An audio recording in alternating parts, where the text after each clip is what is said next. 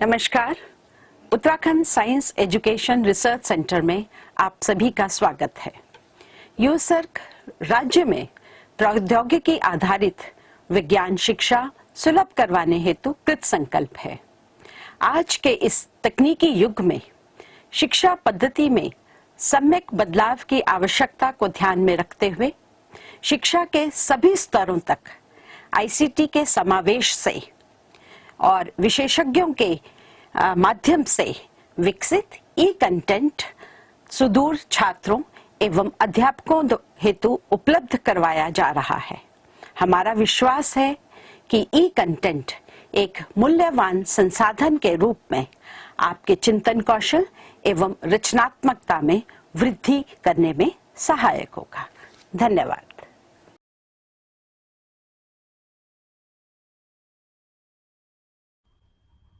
X अक्ष के ऊपर तथा वृत्त x square plus y square बराबर 8x एवं परवलय वाई स्क्वायर बराबर 4x के मध्यवर्ती क्षेत्र का क्षेत्रफल ज्ञात कीजिए।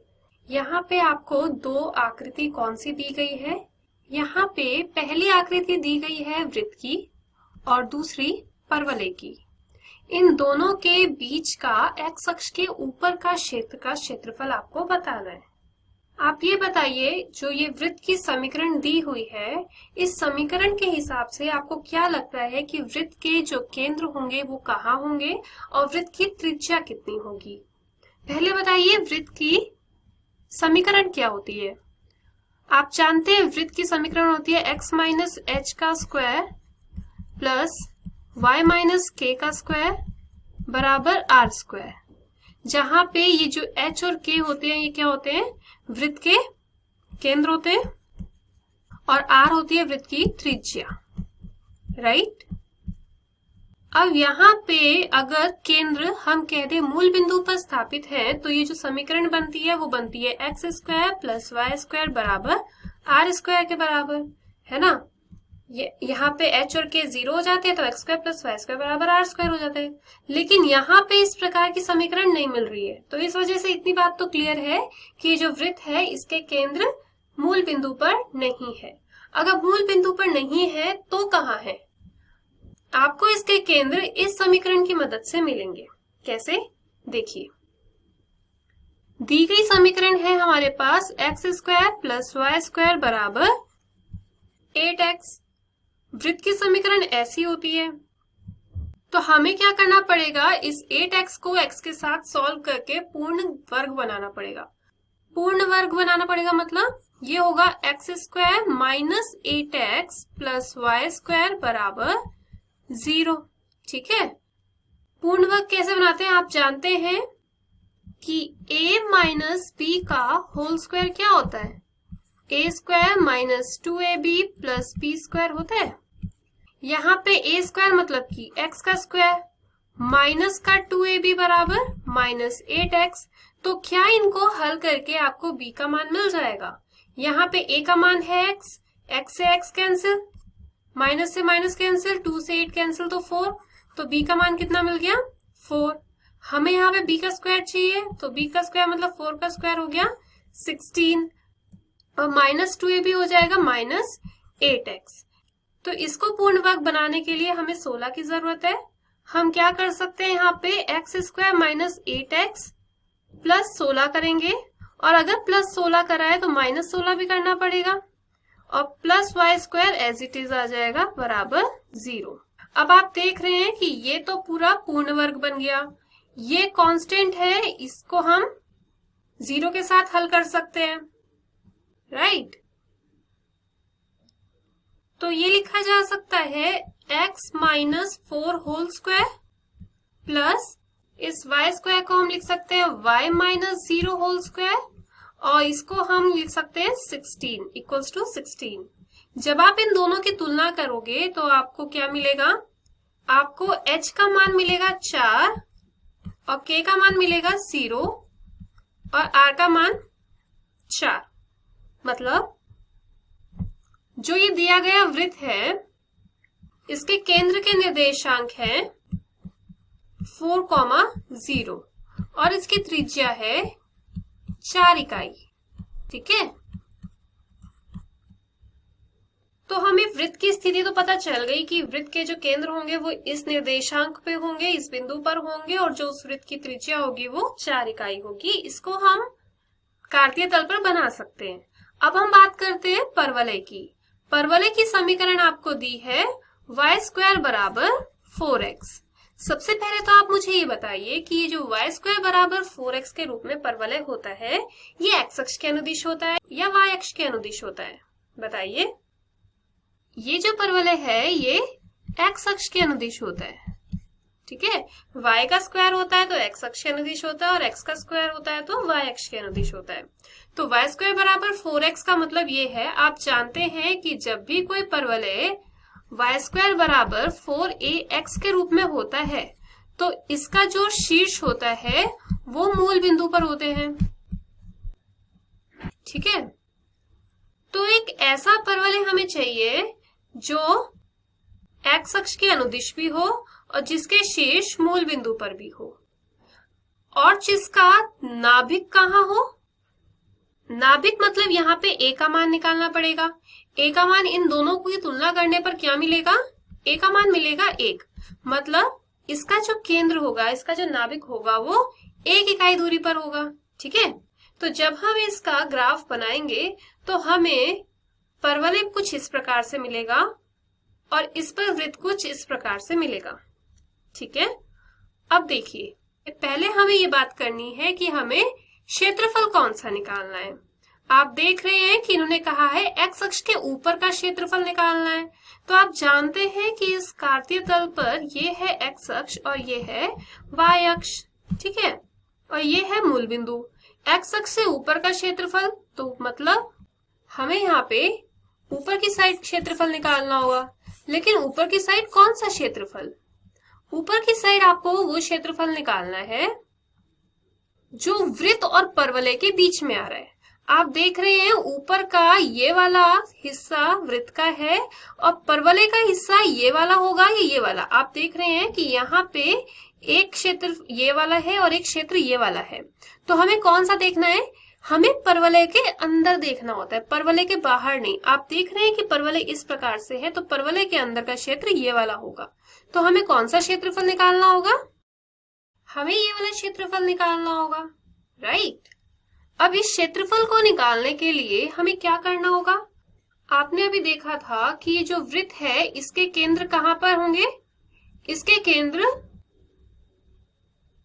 4,0 पर होंगे। यही तो निकाला था हमने, इसके केंद्र 4,0 पर होंगे और इसकी त्रिज्या 4 इकाई होगी, राइट। तो ये तो इसका केंद्र है। अगर हम इसे मिला दें इस प्रकार से, अगर हम इसे मिला दें तो आप देख रहे हैं कि यहां से यहां तक की दूरी 4 है और जो इस वृत्त की त्रिज्या है वो भी 4 है।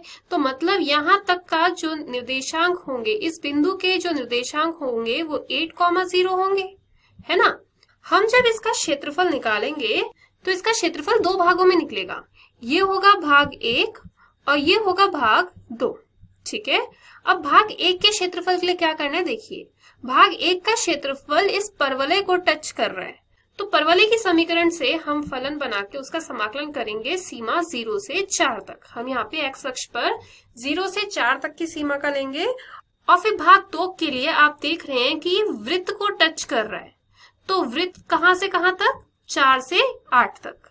तो 4 से 8 तक की सीमा में आप वृत्त की समीकरण का प्रयोग करेंगे। अब आपके दिमाग में कौन सा सवाल चल रहा है मुझे पता है। आप सोच रहे होंगे कि मैंने ये कैसे मान लिया कि ये बिंदु केंद्र से ऊपर ही आएगा। हो सकता है परवलय इसको यहाँ काटे, हो सकता है परवलय इसे यहाँ काटे। तो उसके लिए आपको क्या करना पड़ेगा? आपको दोनों समीकरणों को हल करके इनके प्रतिच्छेदन बिंदु के निर्देशांक निकालने पड़ेंगे। तो चलिए हम पहले इनके प्रतिच्छेदन बिंदु के निर्देशांक निकालते हैं। पहली समीकरण है हमारे पास x² + y² बराबर 8x और दूसरी समीकरण है y² बराबर 4x, ठीक है। दोनों समीकरणों को हल करने के लिए हम y² का मान यहाँ रखेंगे तो हमें मिलेगा x² प्लस y² का मान है 4x, तो यहाँ रखेंगे 4x बराबर 8x, राइट। तो यहाँ से x² का मान क्या मिलेगा? 4x आएगा, तो एक x से एक x कैंसिल होगा और x का मान कितना आएगा 4। x का मान हमारे पास 4 आया, उसको हम यहाँ रखते हैं, तो x का मान वहां रखने पर आपको y का मान मिलेगा +-4। ठीक है, आप यहाँ पे देखेंगे 4 4 जा 16, तो y का मान आएगा +-4। इसका मतलब आपको दो निर्देशांक मिले हैं। पहला निर्देशांक मिला है 4,4 और दूसरा निर्देशांक मिला है 4,-4।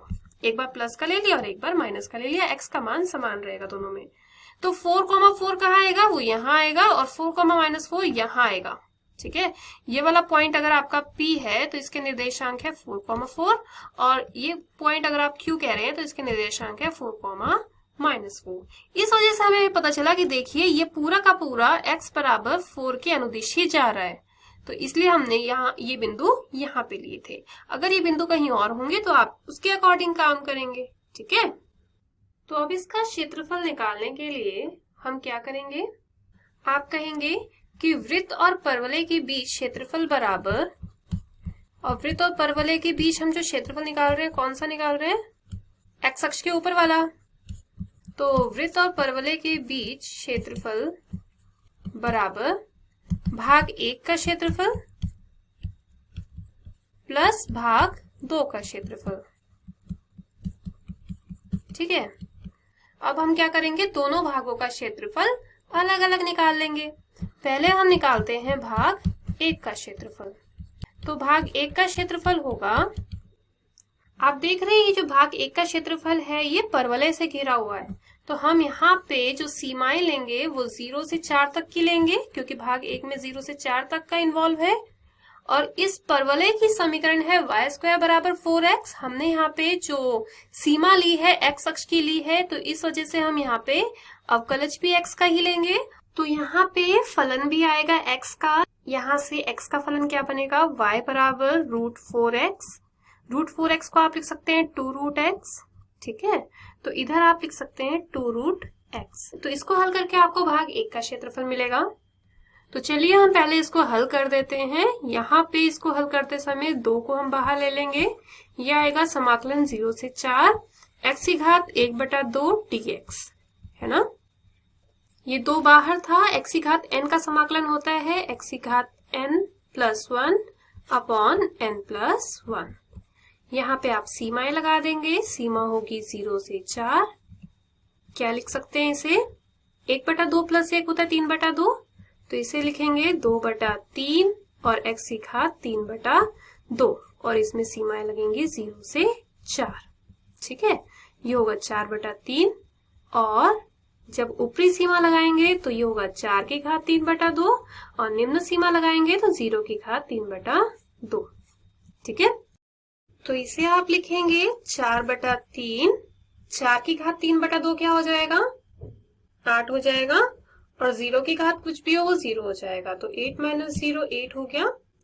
तो इस पूरे भाग का क्षेत्रफल मतलब भाग 1 का क्षेत्रफल कितना आएगा, भाग 1 का क्षेत्रफल आएगा 8 4 जा 32/3 वर्ग इकाई।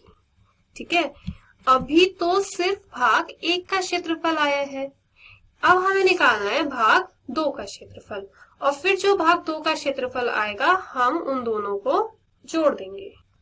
तो अब आप कहेंगे भाग 2 का क्षेत्रफल बराबर, भाग 2 का क्षेत्रफल आप देख रहे हैं कि ये वृत्त द्वारा घिरा हुआ है ना, और वृत्त का समीकरण हमारे पास था x² + y² बराबर 8x।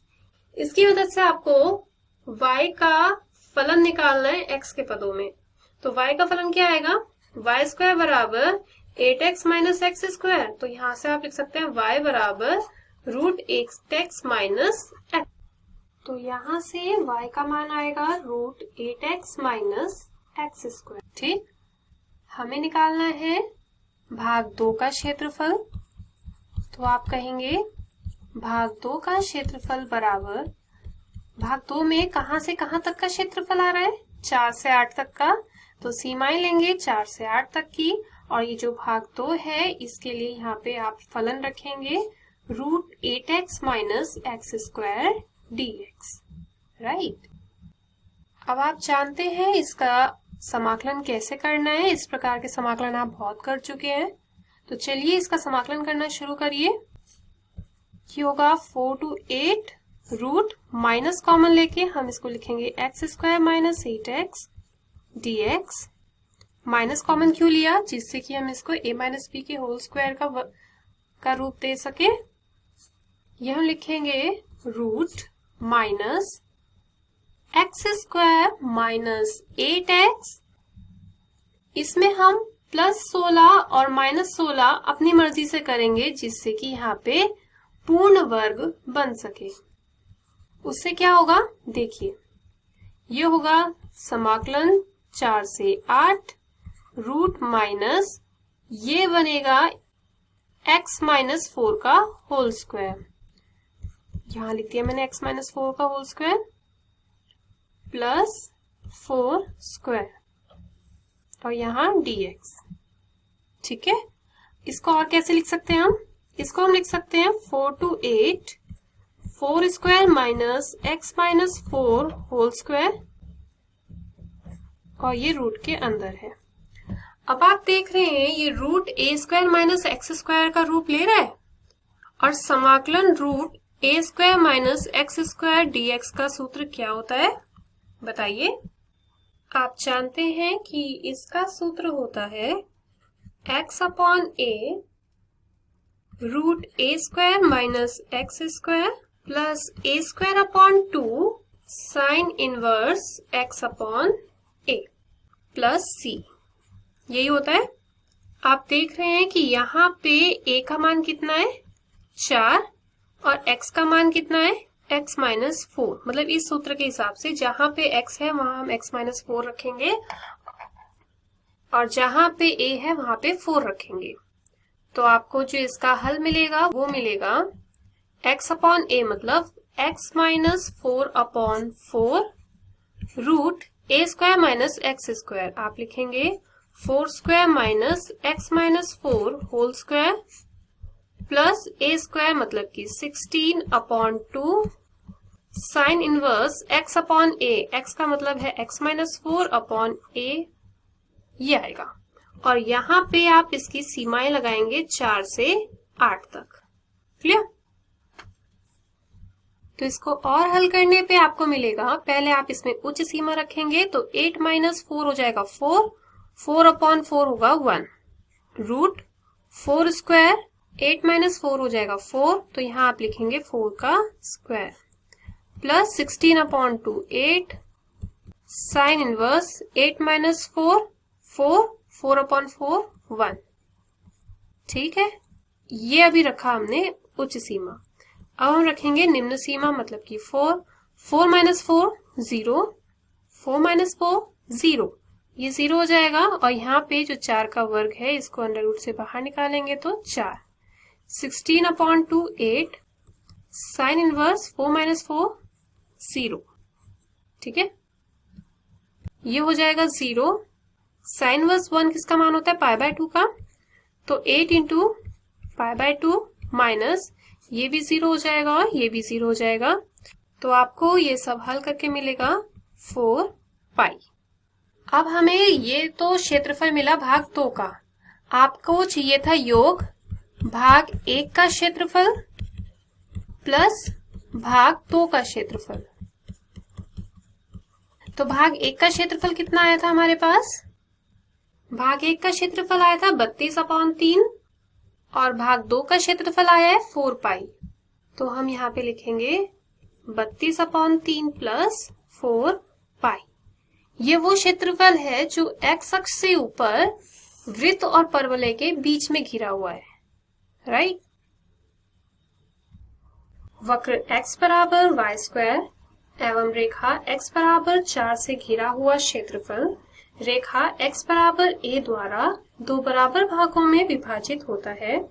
समाकलन विधि का प्रयोग कर a का मान ज्ञात कीजिए। तो इस प्रश्न में क्या कहा है? आपको 2 वक्र दिए हैं, कौन कौन से बताइए? पहला वक्र है x बराबर y स्क्वायर, ये किसका होता है? ये परवलय का वक्र है। और दूसरा x बराबर 4, ये एक रेखा के बारे में बात की गई है। तो इन दोनों के बीच का जो क्षेत्रफल था उसको दो बराबर भागों में विभाजित किया किसने? रेखा की इस समीकरण ने, राइट। तो हमें इस a का मान निकालना है इस दी गई जानकारी के अनुसार, और किसका प्रयोग करना है? समाकलन विधि का यहाँ पे आपको प्रयोग करना है, ठीक है। तो इसका ग्राफ बनाएंगे हम। सबसे पहले वक्र x बराबर y स्क्वायर का। आप बताइए x बराबर y स्क्वायर जो कि एक परवलय की समीकरण है, इसका ग्राफ कैसा बनेगा?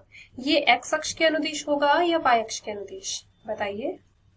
ये वाला जो परवलय है ये x अक्ष के अनुदिश होगा, कुछ इस प्रकार से, ठीक है। ये है एक परवलय y स्क्वायर बराबर x के लिए। अब आपको एक रेखा बनानी है x बराबर 4 की, तो वो रेखा कुछ इस प्रकार से मिलेगी आपको। इन दोनों के बीच जो घिरा क्षेत्रफल है वो ये वाला है, राइट। हमें ये कहा गया है कि इस क्षेत्रफल को एक रेखा x बराबर a ने दो बराबर भागों में विभाजित किया है।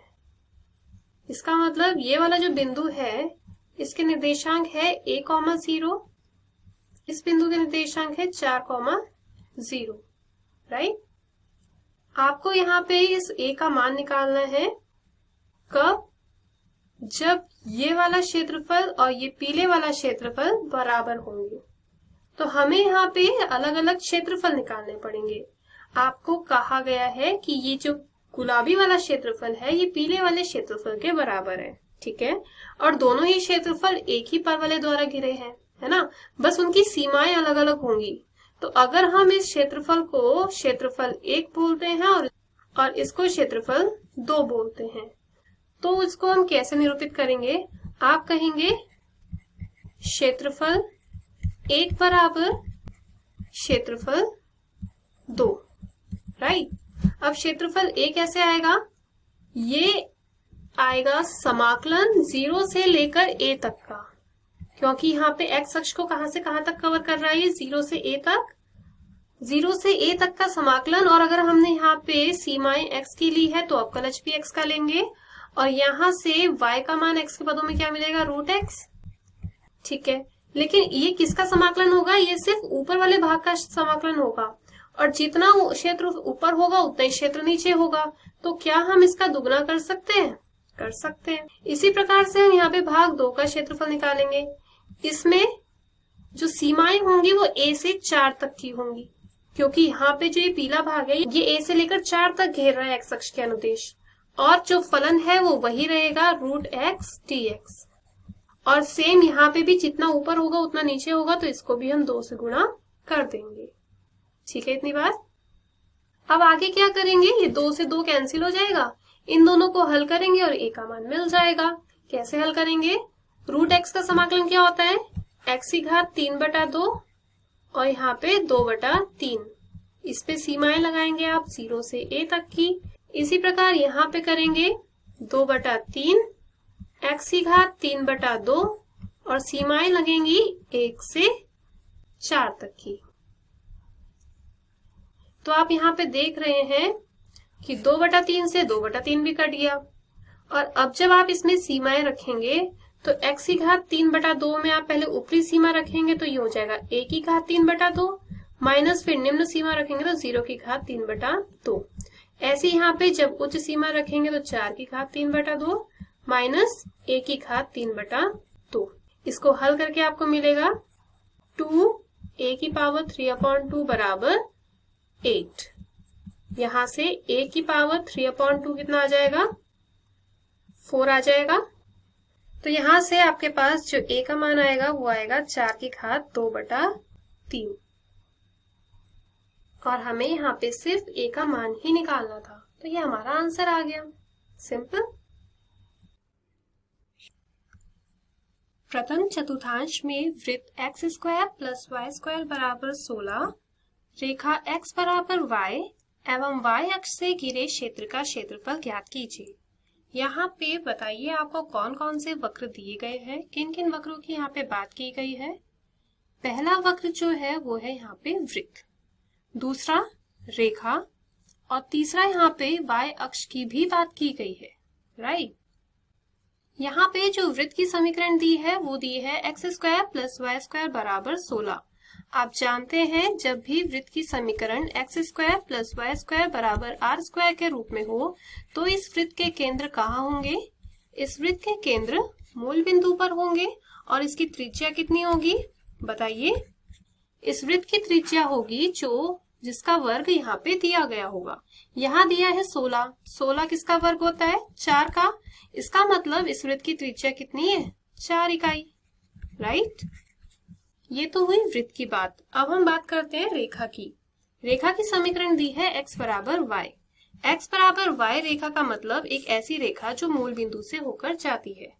और यहाँ पे कितना झुकाव होगा वो होता है, आप जानते हैं कि रेखा y बराबर mx एक ऐसी रेखा होती है जो मूल बिंदु से होकर जाती है और जिसकी प्रवणता m होती है। यहाँ पे x के आगे 1 है, इसका मतलब इसकी प्रवणता कितनी है? 1 है। m का मान होता है tan थीटा। tan थीटा बराबर 1 दे रखा। और tan में 1 किसका मान होता है? tan 45 का। इसका मतलब यहाँ से आपको पता चल रहा है कि थीटा का मान कितना है? 45 डिग्री। और आप ये भी जानते हैं कि 1/4 पूरा 90 डिग्री का होता है, तो 45 डिग्री पर अगर ये रेखा झुकी होगी तो मतलब जितना यहाँ पे होगा उतना ही कोण यहाँ पे होगा। समझ गए ना? और क्या बोला है इसके अलावा? y अक्ष भी बोला है, प्रथम चतुर्थांश बोला है, वृत्त बोला है, रेखा बोली है और y अक्ष से घिरे क्षेत्र का क्षेत्रफल आपको ज्ञात करना है। तो देखिए y अक्ष से घिरे क्षेत्र के क्षेत्रफल का क्या मतलब है, हम यहाँ पे ग्राफ बना के समझते हैं। इस कार्तीय तल पर सबसे पहले हम इस वृत्त का ग्राफ बनाएंगे। तो ये वृत्त हमें कुछ इस प्रकार से मिलेगा। इस वृत्त की त्रिज्या है 4 इकाई, तो इसका मतलब इसके निर्देशांक कितने होंगे? 4,0। ये निर्देशांक होंगे 0,4, ये -4,0 और ये 0,-4। राइट। x बराबर y जो ये रेखा है ये इस प्रकार से मिलेगी। x बराबर y, यहाँ पे भी 45 डिग्री है, यहाँ पे भी 45 डिग्री है, मतलब इन दोनों को वो बराबर भागों में विभाजित कर रही है। y अक्ष ये हो गया। इन तीनों के बीच का घिरा क्षेत्रफल कौन सा होगा बताइए? क्या लग रहा है आपको, कौन सा क्षेत्रफल होगा? ये वाला होगा, क्योंकि ये देखिए प्रथम चतुर्थांश हो गया ये वाला, ठीक है। और उसके अलावा ये वृत्त के अंदर का क्षेत्रफल ये हो जाएगा। फिर उन्होंने कहा रेखा और y अक्ष के बीच का, तो रेखा और y अक्ष के बीच का यही वाला क्षेत्रफल आएगा। अगर यहाँ पे y अक्ष ना दिया होता ना तो आप इन दोनों में से कोई सा भी क्षेत्रफल ले सकते थे, लेकिन y अक्ष कहाँ है इस वजह से हमें यही लेना पड़ेगा। अगर y अक्ष की जगह x अक्ष कह दिया होता तो आप यही लेते, ठीक है। लेकिन एक बात क्लियर है कि ये जो y बराबर x रेखा है ये इन दोनों को बराबर भागों में विभाजित कर रही है। तो अगर यहाँ पे y अक्ष ना दिया होता तो आप कोई सा भी क्षेत्रफल निकालते, दोनों कैसे आते? बराबर आते। लेकिन y अक्ष देने की वजह से आपने ये लिया है, x अक्ष दिया होता तो ये लेते। किसी भी प्रकार से प्रश्न आ सकता है। तो चलिए इसको आगे हल करते हैं। यहाँ पे आपको ये वाला जो क्षेत्रफल निकालना है, जल्दी से बताइए इस क्षेत्रफल को निकालने के लिए हमें क्या करना होगा? आपको ये क्षेत्र दो भागों में विभाजित करना होगा इस प्रकार से। ये जो प्रतिच्छेदन बिंदु है इससे एक लंब डालना होगा x अक्ष पर। इस लंब के डालने से क्या हो रहा है, आप देख रहे हैं कि यहाँ पे दो भाग मिल रहे हैं हमें, ये है भाग 1 और ये है भाग 2, ठीक है। आप ये कहेंगे छायांकित भाग का क्षेत्रफल बराबर क्या आएगा? भाग 1 का क्षेत्रफल प्लस भाग 2 का क्षेत्रफल। अब हमारा काम ये है कि हमें भाग 1 और भाग 2 के क्षेत्रफल अलग अलग निकालने होंगे। तो पहले हम बात करते हैं भाग 1 के क्षेत्रफल की। तो भाग 1 का क्षेत्रफल देखिए ये वाला है, ठीक है। इसके लिए हमें क्या करना होगा, पहले तो हमें ये प्रतिच्छेदन बिंदु चाहिए जिससे कि हमें पता चल जाए ये कितनी दूरी पर इसको काट रहा है। तो प्रतिच्छेदन बिंदु निकालने के लिए हमें क्या करना होगा, इस वृत्त की समीकरण और इस रेखा की समीकरण को हल करना होगा। वृत्त की समीकरण है x square plus y square बराबर 16 और रेखा की समीकरण है x बराबर y। तो जब आप इनको हल करेंगे तो इधर आ जाएगा 2y स्क्वायर बराबर 16, तो y स्क्वायर बराबर 8 और y का मान कितना आ जाएगा 2√2, ठीक है। ये दोनों बराबर है तो x का भी मान कितना आ जाएगा 2√2। तो ये वाले जो निर्देशांक हो जाएंगे, इन निर्देशांकों ये होंगे 2√2, 2√2। ठीक है इतना। तो जब हमें ये निर्देशांक मिले, इससे हमें ये वाला बिंदु मिल गया 2√2 दूरी पर है। अब आप ये देख रहे हैं, अगर हमें पहले भाग का क्षेत्रफल निकालना है तो पहले भाग का जो क्षेत्रफल है वो रेखा को टच कर रहा है या वृत्त को टच कर रहा है, बताइए। ये वृत्त को टच कर रहा है ना, तो इसका मतलब हम यहाँ पे जब समाकलन करेंगे तो वृत्त की समीकरण से हम यहाँ पे फलन लेंगे। ठीक है, और इसमें जो सीमाएं आएंगी 2√2 से 4 तक आएंगी, और ये सीमा है y अक्ष की, तो मतलब यहाँ पे अवकलज भी y का आएगा। और समीकरण कौन सी इस्तेमाल करेंगे? वृत्त की। वृत्त की समीकरण है x² + y² बराबर 16। तो यहां से जब आप x का मान y के पदों में निकालेंगे तो क्या आएगा? 16 - y²। तो इसको हम लिख सकते हैं 4² - y²। तो ये √a² - y² की फॉर्म बन गई। और आप जानते हैं समाकलन √a² - x² dx का सूत्र क्या होता है? इसका सूत्र होता है x/2 √a² - x² plus a²/2 sin inverse x/a। अब इस सूत्र का प्रयोग करके हम इसका समाकलन करेंगे, जहां पे a की जगह आएगा 4 और x की जगह आएगा y। तो इसका समाकलन हमें क्या मिलेगा? x/2 मतलब कि y/2 √a² मतलब कि 4 का स्क्वायर 16 माइनस x² की जगह आएगा y² प्लस a² मतलब कि 4 का स्क्वायर हो जाएगा 16/2 साइन इनवर्स x की जगह आएगा y/a की जगह आएगा 4। यह आया इसका समाकलन। और समाकलन करने के बाद हमें इसमें सीमाएं लगाएंगे। सीमाएं आएंगी 2√2 से 4 तक। ठीक, अब हम इसमें पहले उच्च सीमा रखेंगे, तो ये होगा 4/2 2, 4 का स्क्वायर मतलब कि 16, 16 माइनस 16 हो जाएगा 0 प्लस 16/2 होगा 8 साइन इनवर्स y की जगह आएगा 4, 4/4 होगा 1। ये है उच्च सीमा माइनस निम्न सीमा। निम्न सीमा है 2√2, तो यहाँ पे हो जाएगा √2, 2√2 का स्क्वायर होगा 8, 16 माइनस 8 होगा 8। 8 का जब आप वर्गमूल करेंगे तो हमें मिलेगा 2√2 प्लस 16/2 हो जाएगा 8 साइन इनवर्स 2√2/4, ये हो जाएगा 1/√2। जब आप इसको हल करेंगे तो ये तो हो जाएगा 0, साइन इनवर्स 1 होता है π/2, तो ये हो जाएगा 8 × π/2 माइनस 2 × 2 4 माइनस 8 साइन में 1/√2 होता है π/4 का मान, तो यहाँ आएगा π/4। ये हो जाएगा 4π और ये होगा 2π। 4π - 2π कितना आ जाएगा? 2π माइनस ये होगा 4, 2π - 4। ठीक है, ये आया भाग 1 का क्षेत्रफल। अब हमें निकालना है इसके बाद भाग 2 का क्षेत्रफल। और भाग 2 का क्षेत्रफल निकालने के बाद हम दोनों का योग कर देंगे। भाग 2 का क्षेत्रफल बराबर, आप देख रहे हैं कि भाग 2 के लिए हमें सीमाएं लेनी होगी 0 से 2√2 की। और ये जो भाग 2 का क्षेत्रफल है ये इस रेखा द्वारा घिरा क्षेत्रफल है, और रेखा की समीकरण है x = y। तो यहाँ पे हमने y की सीमाएं ली है, तो y का ही फलन लेंगे और y का ही अवकलज लेंगे। इसका जब आप समाकलन करेंगे तो आपको मिलेगा y²/2, और इसमें हम सीमाएं लगा देंगे 0 से 2√2 की। ये सीमाएं लगाकर हम इसको हल करेंगे तो 1/2 बाहर आ जाएगा। इसको हम करेंगे 2√2 का वर्ग माइनस 0 का वर्ग। आप जानते हैं 2√2 का वर्ग आएगा 8, 8 - 0/2, तो ये हो जाएगा 4। अब जो ये छायांकित भाग का क्षेत्रफल है, बताइए कितना आएगा? आप कहेंगे छायांकित भाग का क्षेत्रफल बराबर भाग 1 का क्षेत्रफल कितना आया? भाग 1 का क्षेत्रफल 2π - 4 था और भाग 2 का क्षेत्रफल 4। तो छायांकित भाग का क्षेत्रफल बराबर 2π - 4 प्लस भाग 2 का क्षेत्रफल जो कि है 4। जब आप इसको हल करेंगे तो -4 से +4 कैंसिल, तो कितना आएगा? 2π। तो छायांकित भाग का क्षेत्रफल होगा 2π के बराबर। ठीक है।